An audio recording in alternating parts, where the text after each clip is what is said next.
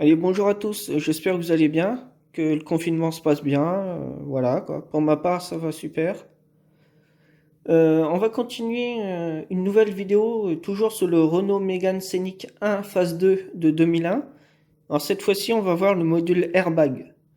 Alors lui, il est situé pas loin du levier de vitesse en dessous. Il faut déclipser les carters en plastique et on atteint directement le module airbag. Donc c'est de Renault, hein. Donc c'est la référence, c'est 820 011 76 52. Donc maintenant, on va voir l'intérieur. J'ai déjà enlevé les vis. C'était des vis Torx. Donc ça, c'est la plaque du dessous, hein. Donc voici la carte. Alors ça, c'est l'intérieur, hein. Vous pouvez voir ici, il y a un connecteur orange. C'est comme ça qu'on le reconnaît en fait. Et sur ce connecteur, venez se brancher une prise comme celle-là. Et tout un tas de fils. Donc par exemple, il y a cette fiche-là, ça allait sur un airbag. Donc sur cette carte, on trouve déjà une EEPROM qui est ici. Ici, on a deux drivers, c'est des 0052. Donc après, pour arriver à trouver la vraie référence, c'est mission impossible, hein, parce que c'est 0052, c'est la référence constructeur en fait. On a de la diode d'endressement, on a du transistor, MOSFET. Sur l'autre face, alors, ici on a une ROM, ici on a une RAM, ici le microcontrôleur, ici on a un driver. Donc un driver, il reçoit une commande du microcontrôleur et ensuite il amplifie le signal et il est adapté bien sûr pour déclencher l'airbag par exemple. Ici on a un MOSFET, c'est le 3055 EL. Donc ici on a deux condensateurs. Alors, ça se voit pas forcément sur l'image, mais en fait ils sont bombés sur le dessus. Donc ces deux condensateurs là sont HS. Ce sont des 2200 microfarads en 25 volts. Alors maintenant, j'ai fait des schémas, donc on va parler un peu de comment que c'est conçu. Pour faire simple, je vous ai mis IC1 et IC2 sur cette feuille-là. Alors j'ai nommé IC1 ce circuit et IC2 ce circuit-là. Vu qu'il n'y a rien de marqué, il n'y a pas R369 ou autre chose. Il n'y a aucun marquage. Donc c'est pour se repérer, IC1, tout ça. Donc ici, on a les différentes pins et les différents connecteurs. Donc bleu ciel, c'est ce connecteur-là par exemple. On a un fil marron et un fil bleu. Donc on ressort sur le connecteur, le gros connecteur qui est orange. Donc on a la pin 8, c'est un fil rose qui lui va sur la prise bleue en cil 8. Donc il y a 8 broches et c'est la numéro 3. Donc c'est cette broche là. Donc c'est la 953 393. Ça c'est la référence de la prise. Donc comme vous voyez, il y a tous les connecteurs qui sont reliés dessus. Alors là, j'ai mis un trait parce que on a la pin 6 de ce connecteur et on a la pin 5 du même connecteur qui sont reliés ensemble en fait. On a la prise bleue que je vous ai parlé, donc celle-là. La pin numéro 4, c'est un fil belge. Il arrive sur la pin 33 de ce grand connecteur et après sur la carte. On ressort pin 34. Donc en fait sur le connecteur, pin 33 et 34 sont ensemble. Il y a juste une piste. On ressort sur le fil bleu de ce connecteur. Et on arrive encore sur la même prise bleue que je vous ai fait voir, celle-là, en pin numéro 5. Pour le deuxième driver, le IC2, on a encore le même connecteur. Alors là, ensuite, on a affaire à un driver. C'est le 30431. C'est ce driver-ci. Donc, on a en pin 10 du gros connecteur orange, le fil marron, on a une tension qui arrive ici. Il passe par une diode de redressement style AN4007 en version CMS. Donc, c'est les petites diodes qui sont ici. Vous voyez, il y en a 3 là, il y en a une là, 2 là.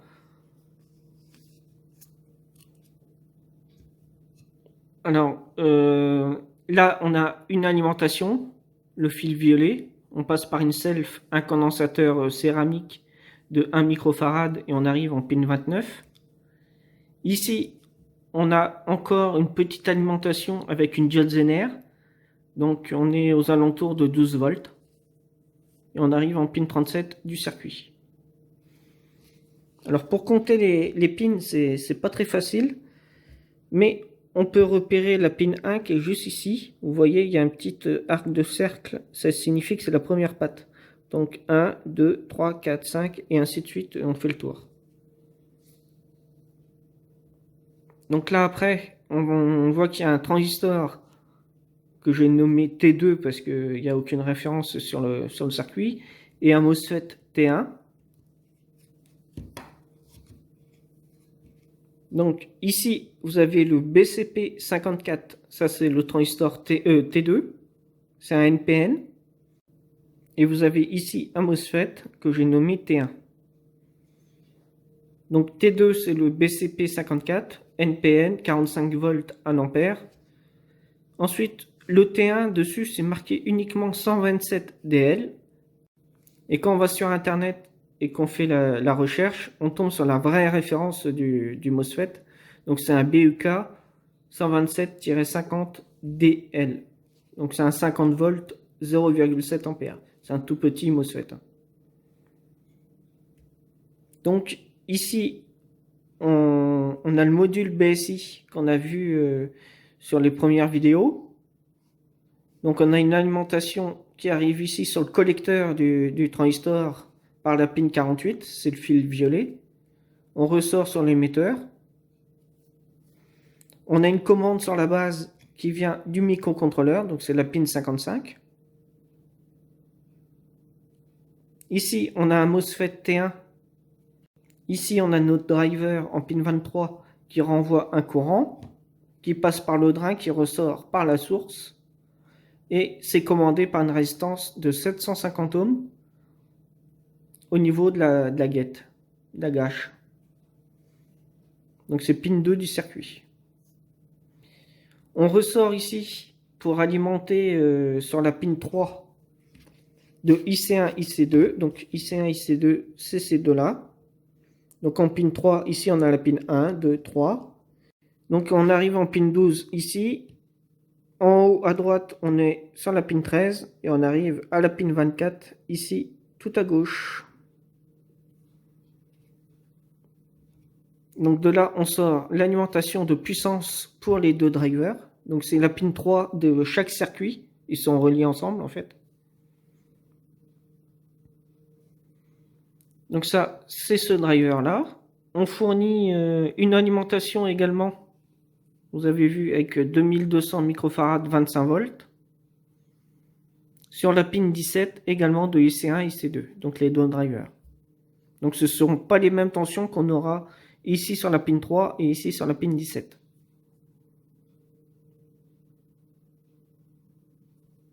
Ici, on sera aux alentours de 5 volts à peu près sur la pin 3. Et ici, sur la pin 17, on sera plutôt aux alentours de entre 12 et 14 volts.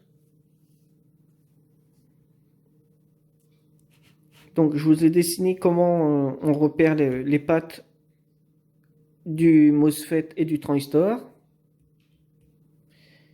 Ensuite, pour le microcontrôleur, la RAM, etc., on a besoin d'une alimentation en plus 5 volts. Donc, on a un fil jaune qui est arrivé ici sur ce connecteur en pin 25 du connecteur. Donc il faut compter et on arrive sur la pin 25. On passe par deux diodes de redressement. Donc si on a 0,7 volts et 0,7 volts, ça fait 1,4 volts en moins par rapport à la tension qu'on a ici. Donc sur une batterie, on est plutôt, j'ai mis 13 volts, mais plutôt aux alentours de 14 quand la batterie est bien chargée. Donc moins 1,4, on est à 12,6 volts ici. On passe par une résistance de 1 ohm 12,06 de protection. Donc en pin 13, on arrive ici. Donc on a déjà un filtrage par un condensateur céramique. On sort de la première diode là. Donc on est ici. On a un condensateur céramique. Ensuite on passe par une deuxième diode, donc celle-là. Ensuite la résistance de 1 ohm en boîtier 12,06, c'est du 1/4 de watt. On a encore un petit condensateur céramique ici, donc c'est des condensateurs de filtrage en fait. On a un condensateur Tantal 33 microfarads 16 volts, donc c'est ce condensateur qui est jaune ici. Donc pour repérer, ici c'est pas le moins, c'est le plus, ou qu'il y a le trait sur le condensateur. Donc le moins est par là. Et on ressort une tension de plus 5 volts qui va sur la pin 3 du microcontrôleur. Donc ce circuit-là, c'est le microcontrôleur. On ressort aussi pour la pin 1 pour alimenter le circuit driver 30431. Donc ça alimente une partie du driver. C'est pas l'alimentation principale. Ensuite, on alimente la ROM et la RAM. Donc on a la ROM ici et la RAM ici. Donc ça, c'est pour l'alimentation plus 5 volts. J'ai pas pu mettre tout le schéma de la commande de la guette du MOSFET. Parce que tout simplement, la piste qui est ici, en haut, là, ou qui a sa guette, et ben en fait, la piste est cramée. Et du coup, ça arrive sur rien du tout. Et du coup, je peux pas refaire le schéma. Il aurait fallu une carte qui soit pas HS. Donc on a le quartz qui est ici, qui arrive sur l'entrée d'un ampli OPS. Donc je l'ai nommé U3.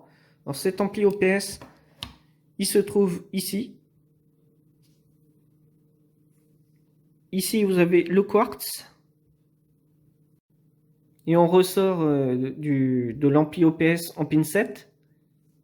On vient sur la pin 5 de la RAM. Donc la RAM, elle est de l'autre côté. Elle est ici. On arrive sur sa pin 5. On a le GND pin 9 et on a l'alimentation plus 5 volts qui passe par une résistance de 12 ohms et qui arrive sur la pin 4 de cette RAM. Et ensuite, ça arrive sur le microcontrôleur. Donc vous avez la petite résistance qui est juste ici, vous voyez, où il y a deux trous devant mon doigt, et bien juste là, vous avez la résistance. C'est une toute petite résistance en boîtier 0603. Donc vous voyez, ce circuit OPS, donc c'est deux amplis OPS dans un même boîtier, et sa référence c'est LMC 6035. Donc très courant, on peut en acheter partout. Ensuite, je vous ai dessiné un peu comment fonctionne tout ce module airbag. Donc on a vu qu'on a les différents drivers IC1, IC2, IC3. Donc IC1, IC2, vous avez vu sur la première partie, c'est ces deux circuits-là. Le IC3, je l'ai nommé comme ça, c'est celui-ci. Donc après, on repart sur les modules airbag. On a le microcontrôleur en U7, donc qui est ici. Donc le microcontrôleur, c'est un TMP 95 CS54F. Donc dessus, on a un quartz de 24 MHz. Donc ce quartz, il se trouve ici. Donc avec un oscillo, il faut se mettre dessus pour pouvoir voir que le quartz fonctionne bien. On a un reset également qui arrive sur le microcontrôleur. Ensuite, dessus, sur le microcontrôleur, on a une ROM. Donc la ROM, elle est ici. Alors, la ROM, elle contient un mini-programme. Donc c'est préprogrammé d'usine. Et ce programme, on ne peut pas l'effacer. Si jamais on se plante lors de la programmation, il faut changer carrément le circuit et en mettre un autre pour en reprogrammer un. La RAM, elle, donc U5, j'ai marqué, c'est ce qui est écrit dessus. Hein, donc pour avoir la vraie référence, c'est impossible parce que ça, c'est la référence du constructeur qui produit les boîtiers Airbag. Donc c'est un J46 31 361. Donc après, difficile, ça sera introuvable hein, si jamais il y a la RAM qui est HS. Vous avez, alors dessus, j'ai représenté comme on a vu au-dessus. Ici, l'ampli OPS U3, le quartz. Au-dessus, on a également une EPROM, donc je l'ai nommée U6. Alors cette EPROM, elle se trouve juste ici. J'ai pas réussi à lire les références dessus. Pourtant, j'ai bien nettoyé tout à l'acétone pour pouvoir voir les références des divers circuits et transistors et MOSFET. Donc cette EPROM là, celle-ci par contre, elle est programmable. Donc quand vous connectez la valise sur la prise ODB de la voiture, et ben en fait, vous allez, en faisant la programmation dessus, vous allez venir reprogrammer les PROM U6, qui est dans le boîtier Airbag. Donc quand je dis la valise, c'est tout simplement un ordinateur qui est branché dessus. Si vous êtes par exemple sur le BSI, vous n'allez pas reprogrammer en même temps le module Airbag. Ça dépend dans quelle catégorie vous serez. Donc en fait, c'est comme ça que fonctionne ce module. Et là, on a vu tous les circuits et transistors dessus. Donc dessus, si jamais vous avez des composants à récupérer, vous pouvez récupérer les deux circuits IC1 et IC2. Donc ça, c'est des drivers. Hein. Il y a plusieurs... en fait, driver, c'est une amplification. On amplifie en tension et en courant. Donc il y a plusieurs drivers dans le même circuit. On peut récupérer MOSFET et transistor, le BCP54. On peut récupérer les diodes d'endressement qui sont ici. Éventuellement les petits céramiques. Alors les céramiques, dans le temps, ils ont tendance à... On dit qu'ils pissent, entre guillemets. En fait, c'est parce qu'ils se mettent à couler à moitié. Et donc là, ils sont HS. On peut récupérer les petites résistances qu'on a à droite à gauche. Si on arrive à vraiment bien les prendre. Les PROM, si on arrive à voir la référence, que c'est une référence qu'on se sert couramment, ça peut être valable, sinon c'est pas la peine. Il y a le double ampli OPS qu'on peut récupérer. Après, vous voyez, il y a un circuit qui est ici. C'est même pas la peine de le prendre. Donc, il y a les CMS ici, les condensateurs, ça on peut éventuellement les récupérer. Ensuite, vous avez une self ici de 470 micro-Henry. Donc, si j'avais eu décrit 4, 7 et 1, 2, ça aurait fait 4,7 micro-Henry. C'est comme pour les résistances et comme pour les condensateurs céramiques. La RAM, c'est pas la peine parce que c'est une référence constructeur, donc pour la retrouver. La ROM qui est ici, elle est pré-programmée, on ne peut pas l'effacer, donc ça c'est inutile. Le microcontrôleur, c'est pareil, c'est pratiquement inutile, sauf si vous avez l'habitude de récupérer et de réparer des modules Airbag, et encore. Donc pour arriver à faire tous ces schémas, en fait, il a fallu que je prenne le multimètre en mode bip bip, en mode diode, et que je prenne par exemple la pin numéro 1 sur le connecteur pour voir sur quel composant ça allait, après quel circuit et tout ça. J'ai téléchargé quelques datasheets pour le microcontrôleur, donc le TMP95CS54F. En fait, c'est un microcontrôleur 16 bits, donc c'est inutile d'avoir plus hein, pour ce genre de... Pour ce qu'il a à faire, c'est pas la peine. Ensuite, on est cadencé à 24 MHz grâce au quartz. Donc dessus, on alloue une ROM et on alloue une RAM. C'est alimenté en plus 5 volts. En pin 1, ça c'est le diagramme de comment lesquels pins et comment fonctionne le microcontrôleur. Donc on a ici par exemple en pin 3 le plus VCC. On a ici le reset, on a tout ce que je vous ai dit tout de suite. On a des entrées, des sorties. On a le bus qui va vers les PROM, vers la RAM, vers la ROM, etc. Donc maintenant, je tenais tous à vous remercier énormément parce que le nombre de vues ne fait que de monter sans cesse et à vitesse grand V, et le nombre d'inscrits également fait que de grimper, donc je peux que vous remercier. Maintenant, si vous avez kiffé cette vidéo, si vous avez aimé, n'hésitez pas à mettre un petit j'aime, un petit pouce vers le haut, un petit commentaire, ça fait toujours plaisir. Pour ceux qui sont nouveaux, qui découvrent les vidéos qu'on fait pour Triac FR, n'hésitez pas à vous inscrire et à mettre la petite cloche qui est juste à côté pour recevoir une notification lorsqu'une nouvelle vidéo sera sortie. Maintenant, soyez tous courageux pour le confinement, hein, je ne sais pas encore combien de temps que ça durera, personne ne sait. Donc suivez quand même les recommandations de ne pas trop sortir, évitez. Voilà.